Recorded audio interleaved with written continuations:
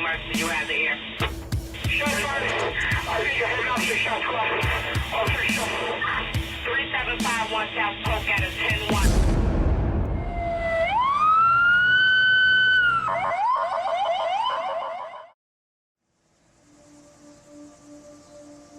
There are presently over 3,000 women serving in the ranks of the Chicago Police Department.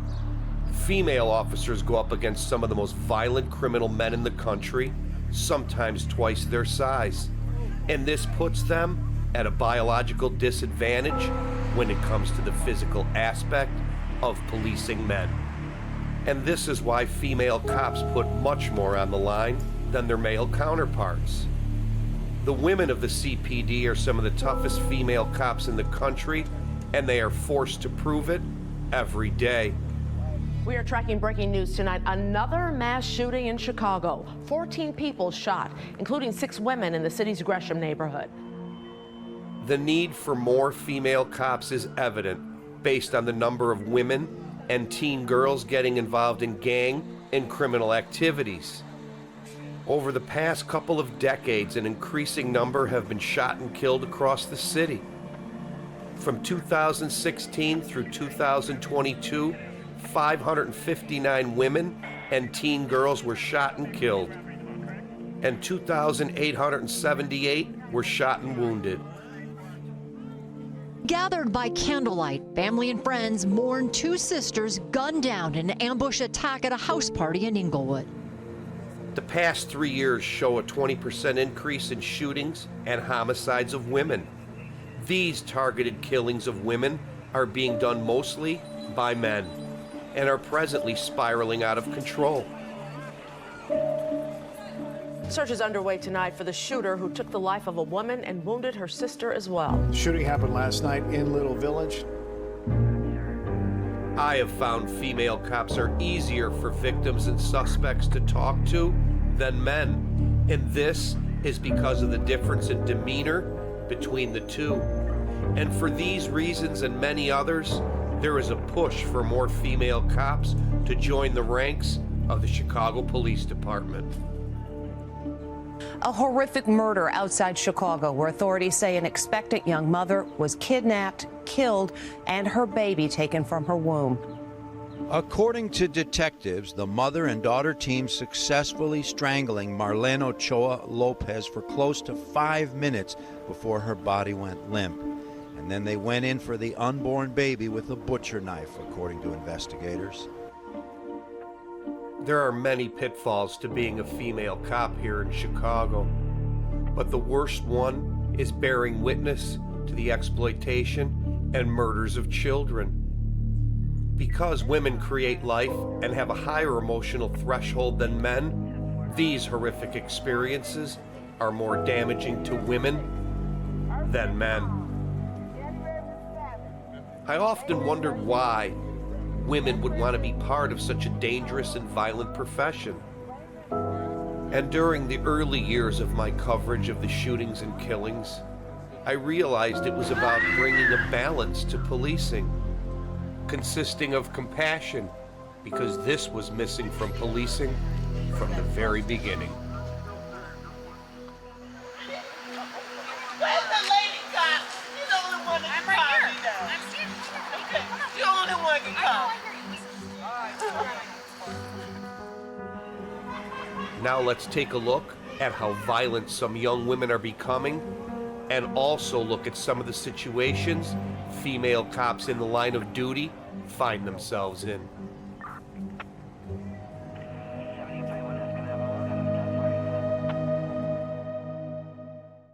Karloff, 7672 Eddie's got a 10-1, 1500 Karloff.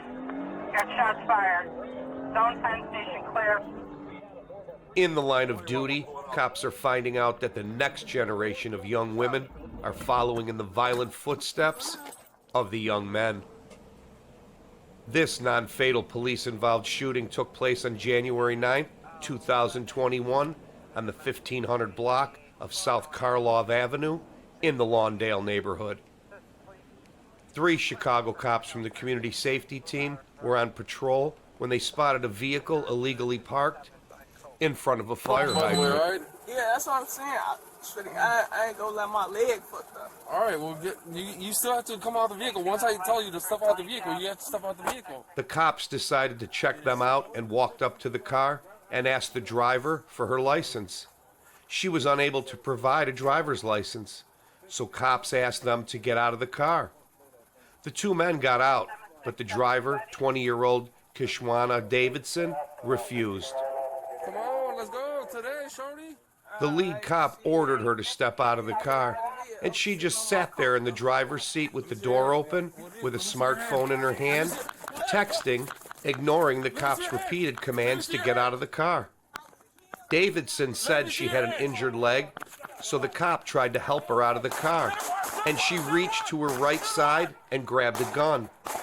The lead cop quickly backed away from the car, and Davidson supposedly pointed the gun at one of the cops. This cannot be seen in the video. Cops immediately backed off and took cover. That's when the passenger side cop opened fire, and the second cop followed and opened fire through the police SUV into her car. Between them, they fired a total of 19 rounds at Davidson. She was struck 4 times. She was shot from 2 directions and can be seen bouncing back and forth violently in the car as the bullet struck her. She was removed from the car and was taken by ambulance to Mount Sinai Hospital in critical condition. She was eventually stabilized. Cops found her handgun in the grass outside the passenger door. Davidson can be seen in the car throwing the 9mm handgun out the passenger door, while cops were firing at her into the vehicle. The 2 men in the car with her were not charged and were released.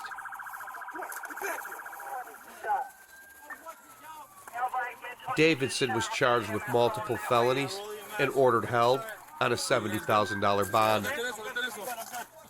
And the gun Davidson had in her possession was not loaded, but cops had no way of knowing this at the time. I saw it out the window too. Did you see it?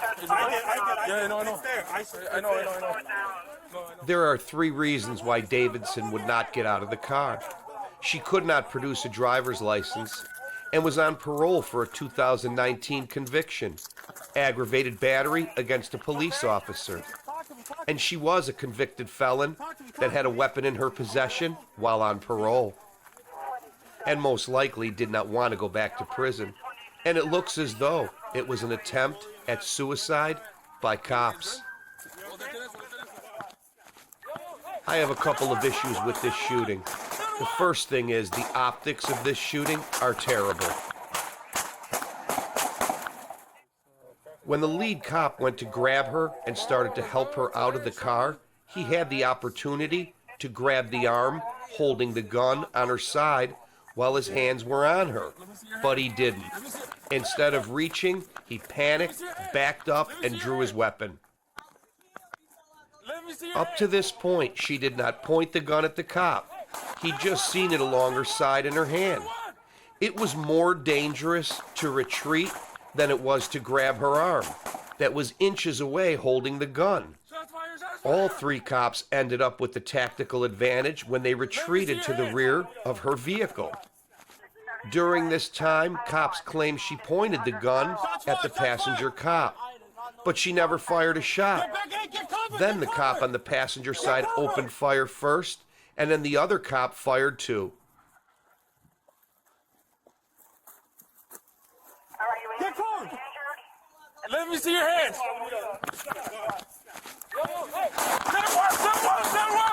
Send one!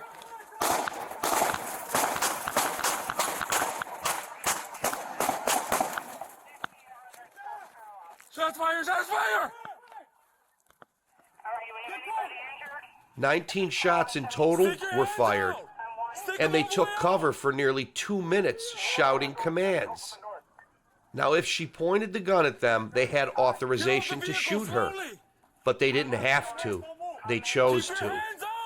What they should have done was pulled the guys from the back of the vehicle to safety during the retreat and took cover and waited to see if she would fire at them. but they didn't do this either. It's clear fear was the procedure they were following, and it blocked basic common sense policing. This shooting has been classified questionable because we cannot see the actual level of threat posed by the suspect. It is clear the reactions of cops show this was a survival-driven response, and this was also a rejection of insane protocol that wants cops to be fired upon first before they return fire. Because if they don't, they will face heavy scrutiny from COPA, the political leadership, and the media. Hello. In the line of duty, a routine traffic stop can turn out to be anything but routine. On November 28th of 2017, a pair of female cops executed a traffic stop for an expired plate. They ran the info the man provided and quickly realized it was not his picture on the license. I might have you walk up, though, because I can't tell if this looks like him at all.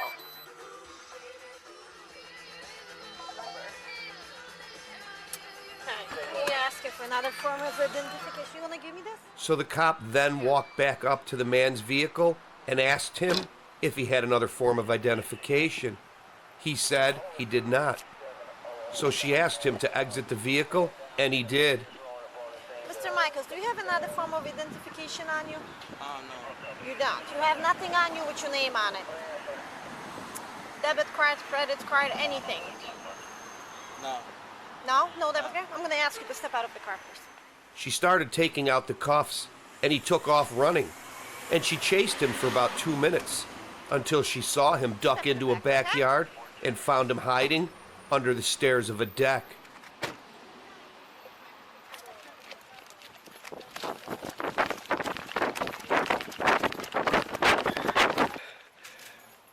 She then pulled her taser out and told him at least a dozen times to put his hands up. All right, put your hands up. Once he came out, she made him turn around. Put your hands up. And he still was not Put listening. your hands up, sir. And reached for something in his pocket. Keep your hands up. Yes. Put your hands up, sir. Step up the stairs. Come up the stairs. All the way up the stairs.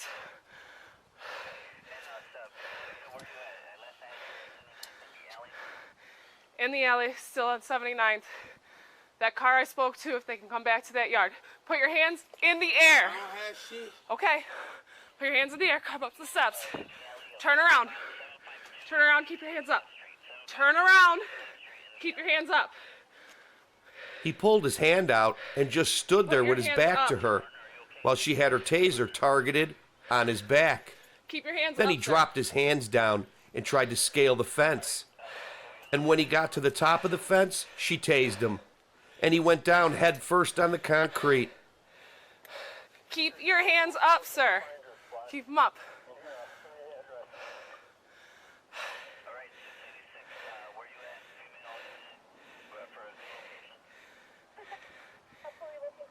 Sir! I'm gonna tase you! Taser! Taser!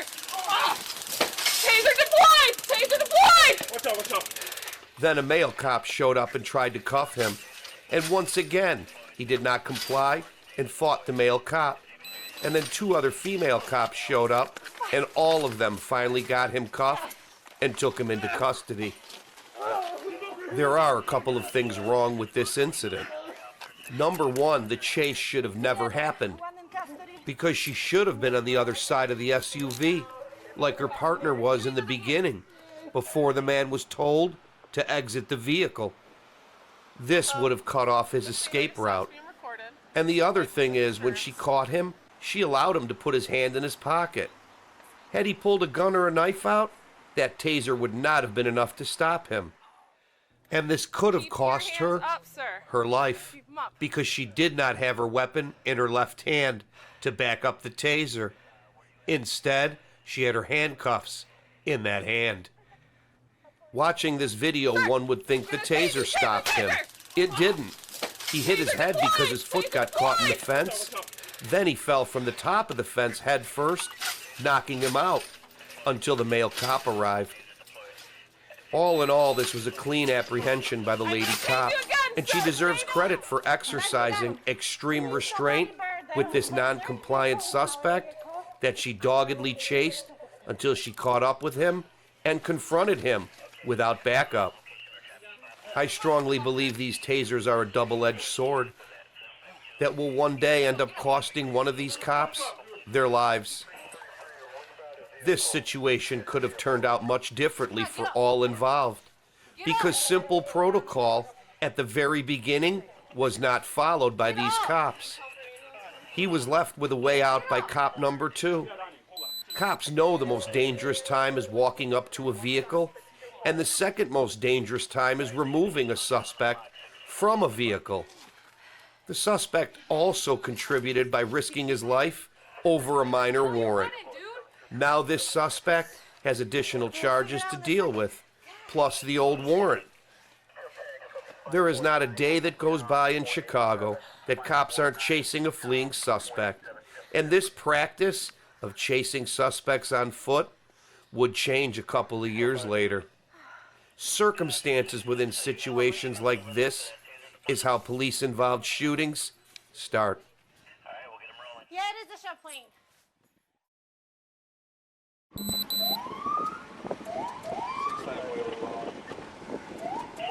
In the line of duty, female cops are sometimes forced to fight it out with a violent male suspect.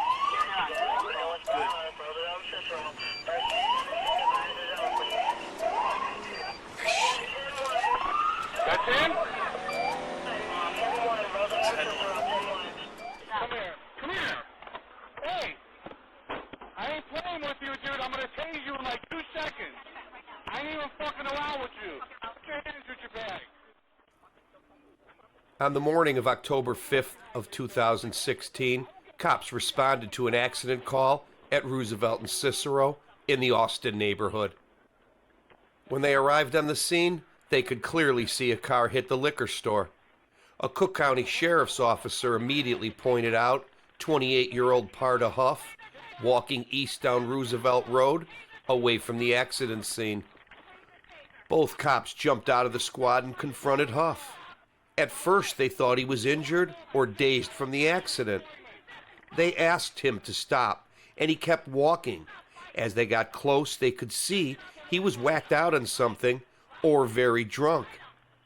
So they attempted to take him into custody, and he became combative and began struggling to get away. And the situation quickly escalated, so they tased him. And when she pulled the cuffs out and got one cuff on his wrist, she held on to the other end of the cuff while the male cop tried to take him down from behind, but failed. And the fight then moved out to the middle of the street where all three hit the ground after Huff punched her in the head a couple of times, knocking her to the ground. He had her hair wrapped around his hand and then began smashing her head into the pavement over and over.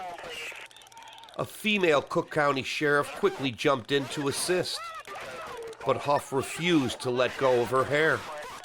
He held on for dear life as her partner pepper sprayed him and tased him repeatedly, and none of this worked. And during the struggle, squad after squad showed up and joined the fight.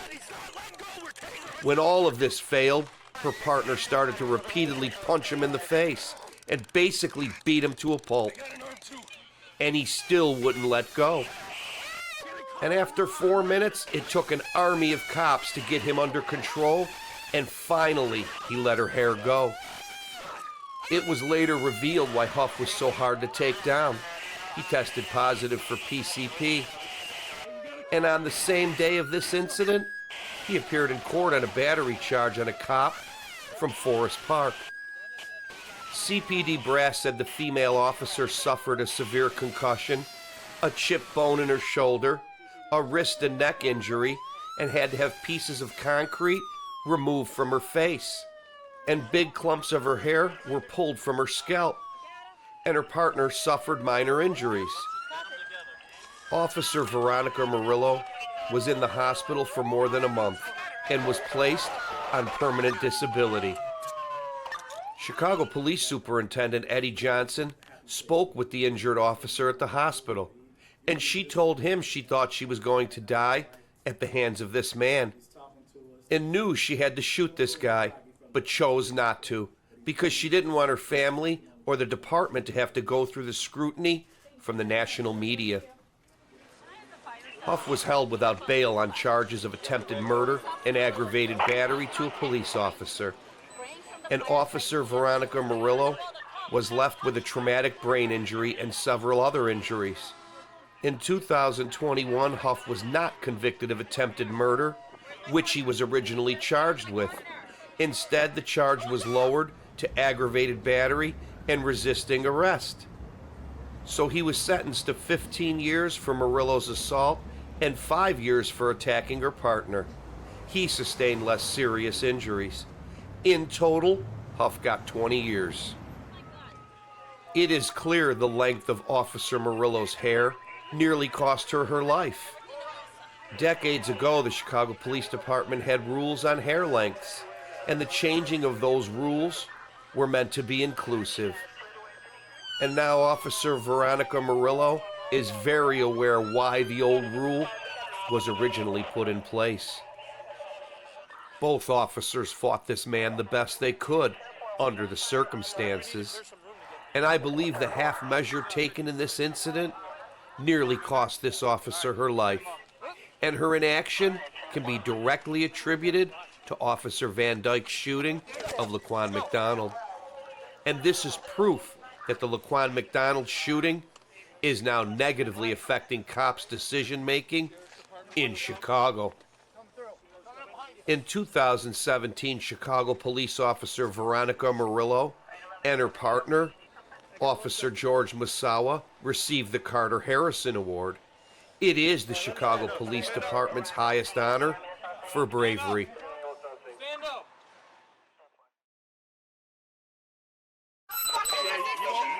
In the line of duty, cops sometimes arrive while the robbery is still in progress. I can't reach that fucking hand. Let's go! Let's go! Hold up! Stop! Let's go! Stop! Let's go! Let's go! Let's go! Let's go! Hold on! Get underneath. I got a hold of his sleeve. I got his sleeve. I got his sleeve. All right. There it is. There it is. I got his hand. I got his hand. This non-fatal police-involved shooting took place after cops responded to an armed robbery in progress at a Citgo gas station on the 1000 block of North Cicero Avenue in the West Garfield Park neighborhood. Cops were about a block away when the call came over the radio, and they showed up while the robbery was in progress. When they entered the station, there were 2 robbery suspects inside, and they told the man with the gun to drop it. Who shot us? Who shot? Who shot? Who shot?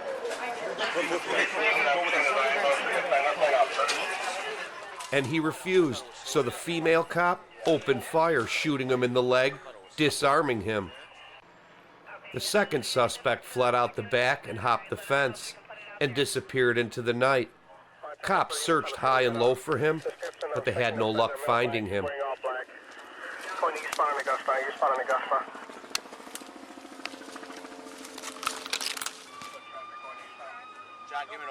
And the suspect that was shot fought cops and would not let them cuff him. But eventually, cops gained control of him, and he was taken into custody. No cops were injured in this incident. Multiple shell casings and a handgun were recovered from the scene and taken as evidence. The unidentified 27-year-old man was taken to Stroger Hospital in critical condition and was later charged with many felonies. This shooting was investigated by IPRA, the Independent Police Review Authority. This shooting has been categorized as justified because the suspect refused police commands and was using a weapon in a felony robbery. And all of this combined left the female cop with no choice but to shoot him.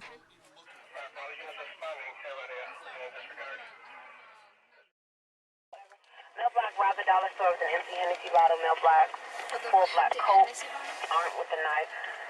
Same offender, but look for either a Family Dollar or a Dollar General.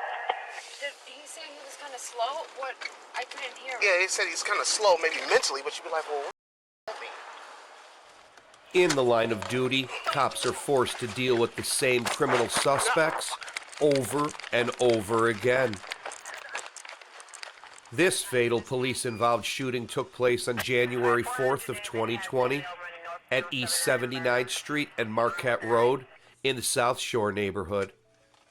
Cops responded to a robbery call at a dollar store and were told by dispatch the robbery suspect is possibly armed with a knife and was slow. When cops arrived at the store, they spoke to a robbery victim who gave them a description of the robbery suspect and the direction he fled in. Cops immediately caught up to the suspect, 25-year-old Tyree Davis, with a large knife in one hand and a glass bottle in the other hand, running down the street. They got out of the police SUV and chased him for about 2 blocks. While running, the male officer leading the chase kept yelling out commands to stop and drop the knife, and he refused and continued running. And they caught up with him on the corner in front of Margarita's Pizzeria. Davis was told again to drop the knife by the female cop and her partner, and he refused. So the female cop tased Davis twice, but it did not stop him. It basically just made him mad, and he turned and charged at the female cop and got within a couple of feet of her. So her partner fired 3 shots at Davis at the exact moment he was lunging towards her. Davis was clearly trying to stab her. He was waving the knife out in front of him in a slashing type motion as he approached her with each lunging step. 2 other cops arrived on the scene as the shots were being fired. The cop that shot him rendered aid to Davis and then called an ambulance, which took him in grave condition to the University of Chicago Hospital, where he died a short time later. The officers involved will be placed on routine administrative duties for a period of 30 days. And once again, we see how the non-lethal taser failed. If it had not been for her partner shooting him, he would have slashed her in the throat or the face with that 10-inch knife. The truth is, the taser policy gives violent criminals the edge and endangers the lives of cops. It's basically a roll of the dice to see if it works, and if it don't, cops can get hurt or killed.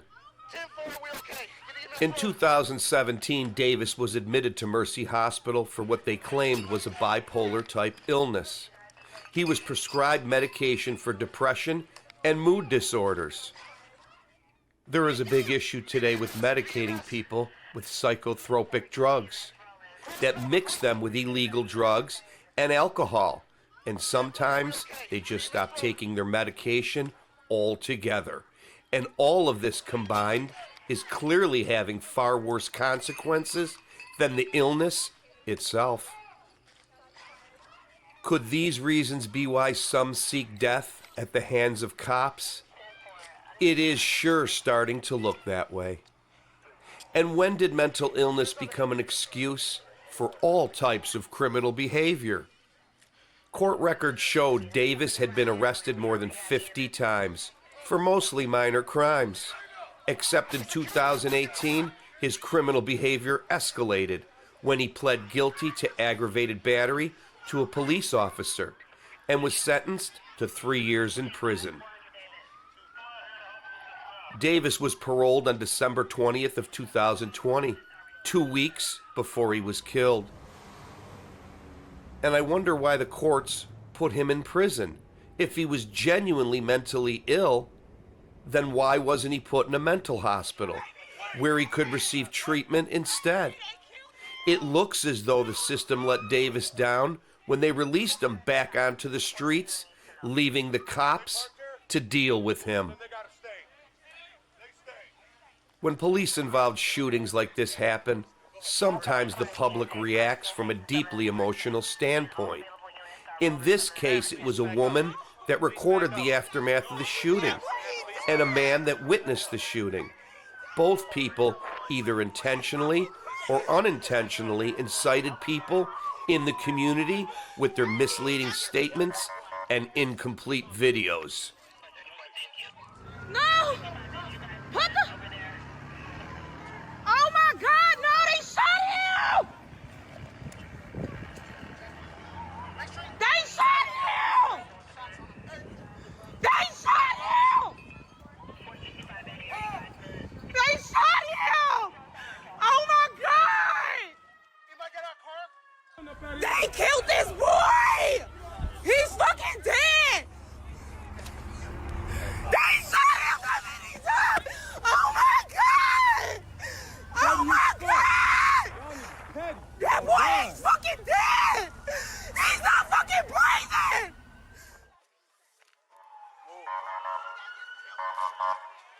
A man I call Mr. R is an activist and a president of some justice-driven organization in the community. He said he was leaving a nearby beauty supply store when he witnessed the shooting. He said that's the real problem we have in our community. The officer didn't appear to be in danger. The other police officer arrived and didn't readily assess and began shooting. He went on to say, I saw him tased and on the verge of collapse. Then the officer walked up and shot him. After the taser was deployed, it was clear it had an effect. Evidently, Mr. R didn't see this part, and the lady screaming at the top of her lungs didn't see it either.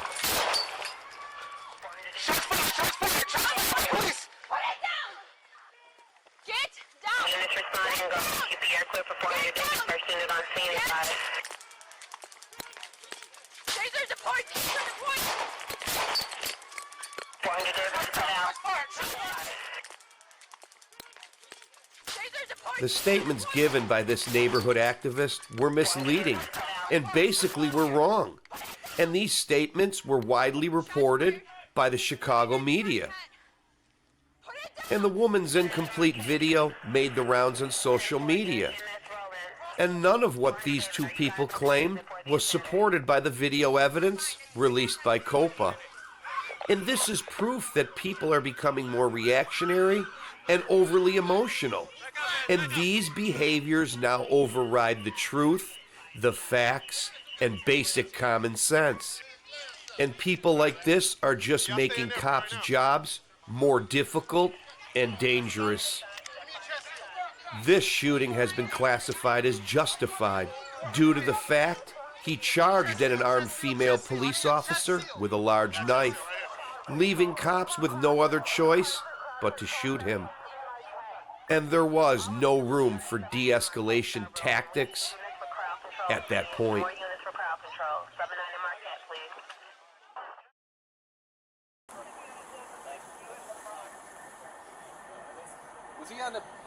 In the line of duty, cops are sometimes rarely faced with the split-second life or death decisions when their sergeant fails to lead. Let's go down and take a look and see if we can find this. This guy's supposed to have it. How big a knife is that, you know? Like a Bowie knife? Yeah, he got close to him right here, and that's when he was trying to back out. He was trying to back out, and he went up there with a knife. We got him through the window. This police-involved shooting took place on September 5th of 2020 in Vidham Park in the Garfield Ridge neighborhood. Let me see your hands. Let me see your hands. What you shooting me for, man? Let me see your hands. What are you doing? What the fuck? What are you doing? Get the fuck away from me, bro. This incident I covered and was on the scene minutes after the 10-1 was called out. A suspect had stabbed one man in the hand and attempted to stab two others before police arrived on the scene. Once cops received the description of the man with the knife, they fanned out looking for him. And during the search, they came upon a man walking near Vidham Park. When cops approached him, he became belligerent and then slightly combative after cops started searching him for a weapon. He quickly changed his attitude and apologized to cops. And he was put in the squad and was later let go when they learned he was not associated with the crime. Okay, you hurting me, bro. What did the skinny guy do? You said...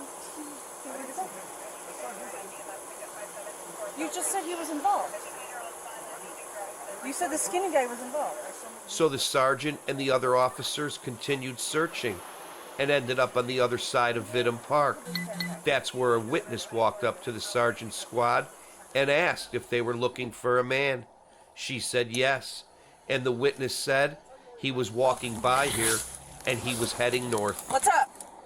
Look for a man? Yeah. He was walking by there. Okay, he's gonna show me where he is.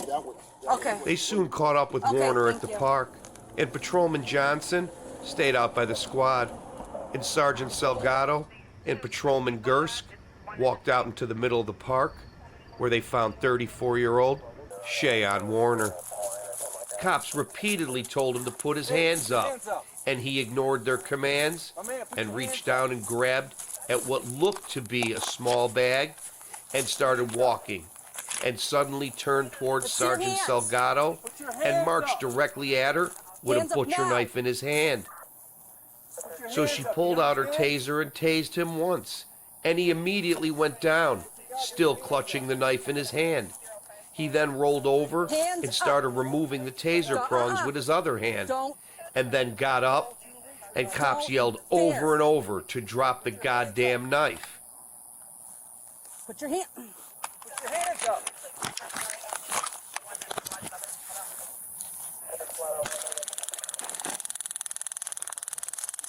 Yep. Taser! Knife down! Drop the goddamn knife! Drop it! Jump! And once again, he charged this, except this he made contact and started slashing at her vest a couple of times while she screamed out in sheer terror, while Shayon was yelling, "Let me go." And she continued screaming, so officers Gerskis and Johnson opened fire. 21 bullets were fired at Warner. Gerskis fired 12 times and Johnson fired 9 times. It was very clear the sergeant was totally terrified. And lucky for her, the male officers did not wait for her command to shoot him, a command that never came.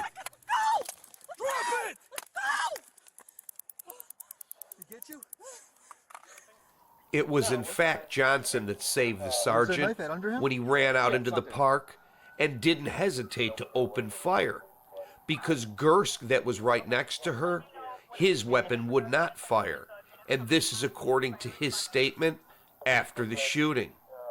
But he did eventually get the weapon to fire.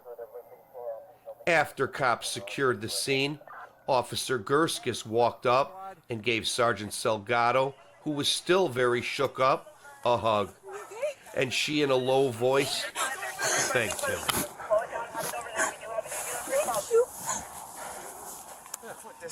You okay? You got no knife? I'm fine. Did he get It didn't go through. It didn't go through. He stabbed me in my vest and my stomach. Warner was pronounced dead at the scene, and it looks as though it was the headshot that killed him. As they walked back to the cruiser, Sergeant Salgado kept rambling over and over. Why did I put my gun back? Why? You know what? Let me... I don't know what happened. My gun didn't fire. I squeezed the trigger. I squeezed the trigger. I put my gun back. Why did I put my gun back? Why did I put my gun back? We got that other asshole. Hey guys, where you got a car at? Why did I put my gun back? Why did I put my gun back? I don't know, because you had that taser out. That's why the bad thing is having these tasers out. All 3 cops involved in this incident had over 10 years on the force. And I have to ask, how is it Salgado is a sergeant? She didn't show any leadership qualities of a sergeant at all in this extreme situation, because Patrolman Gerskis and Johnson acted like the sergeants on the scene, because they took control and ended the situation. Get out there! Get out there!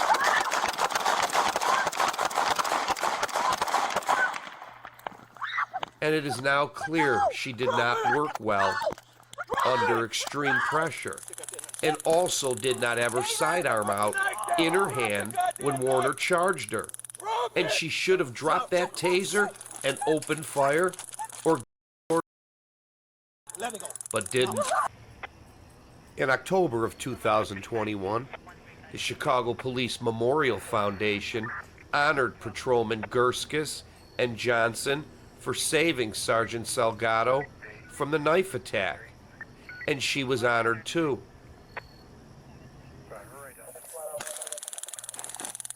And once again we see the taser policy nearly cost another cop her life. This police-involved shooting has been deemed just, and luckily, no cops were physically injured in this incident.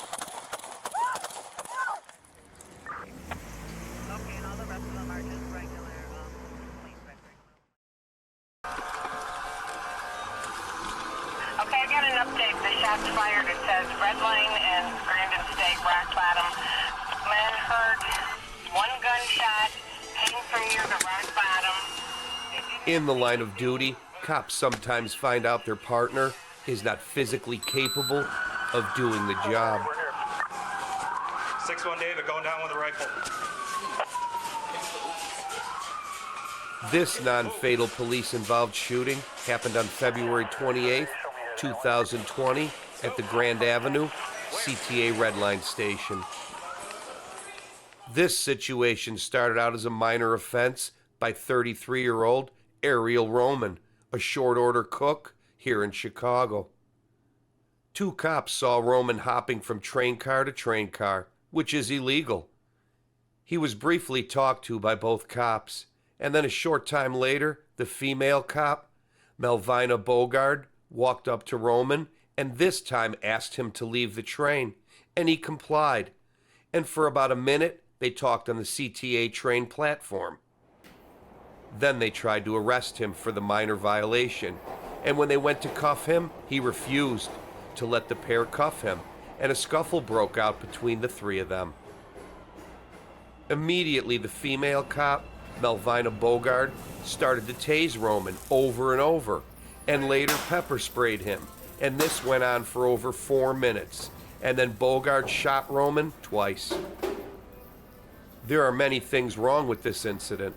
From the very beginning, it looked as though both cops were dead set on arresting Roman for violating a CTA ordinance, which is punishable by a $300 fine.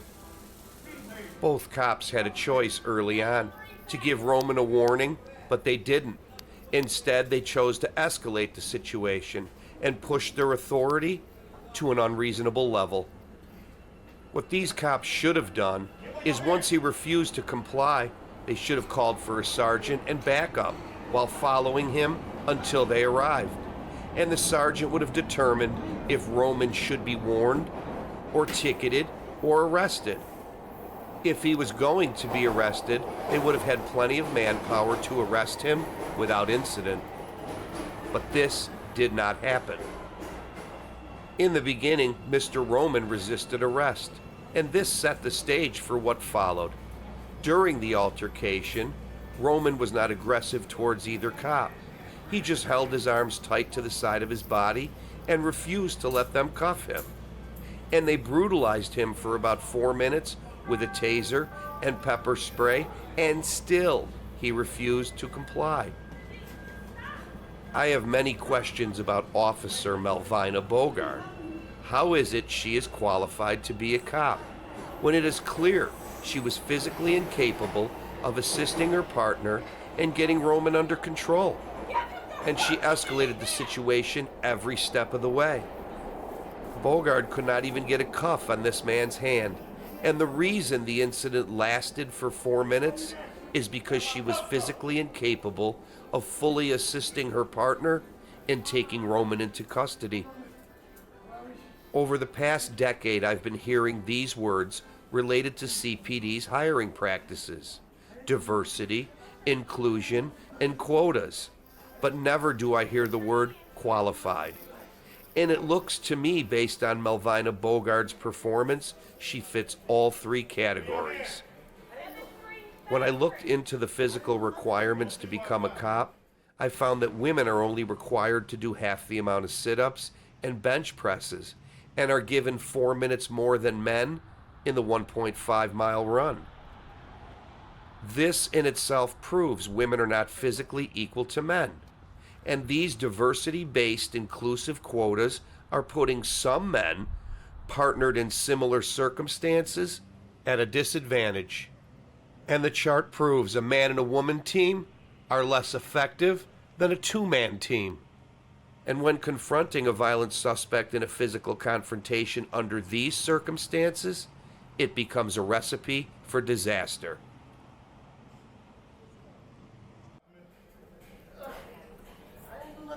I believe the reason Bogard shot Roman twice was because she was angry and frustrated by her physical inability to assist her partner. And her partner was basically losing the one-on-one battle with Roman, so he told her to shoot him. Shoot him! Shoot him! Stop resisting! And I believe he meant shoot him with the pepper spray. About a minute after her partner said this, Bogard shot Roman while he was standing wiping the pepper spray from his eyes. During this time, he was no threat to either of them. And she was screaming, "Put your hands up, give me your hands," while her partner was standing there calmly, lowering his hands to his side with the cuffs in his hand. At that exact moment, she shot him in the chest, and her partner shoved him and said, "Get down." And she shot him again in the butt as he fled up the escalator stairs, blindly trying to get away from these two very violent cops. Roman then collapsed at the top of the escalator and nearly bled out.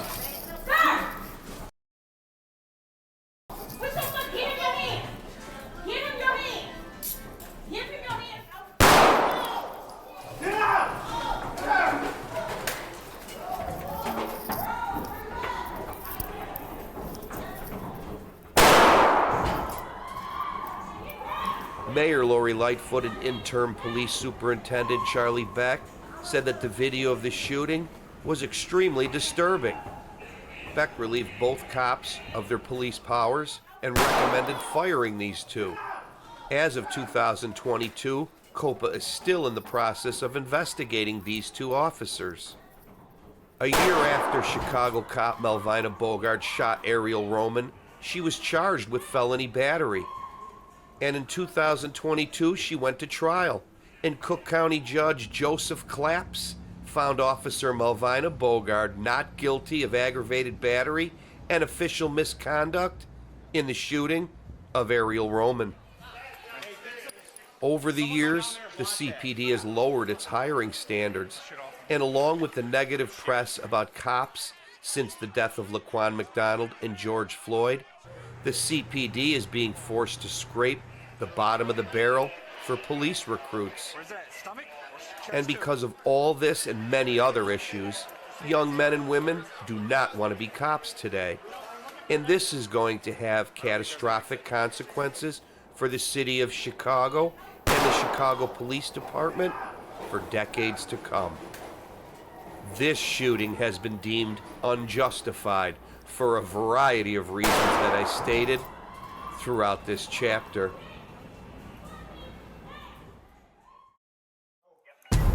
In the next episode of In the Line of Duty Chicago, highlighted is a shooting of a man that led to false social media claims that sparked mass riots across the Chicagoland area. Cops try their hand at de-escalating a situation with an armed suspect from a laxed position. The next incident is by far the best coordinated takedown by patrolmen of an armed murder suspect I have seen in a long time.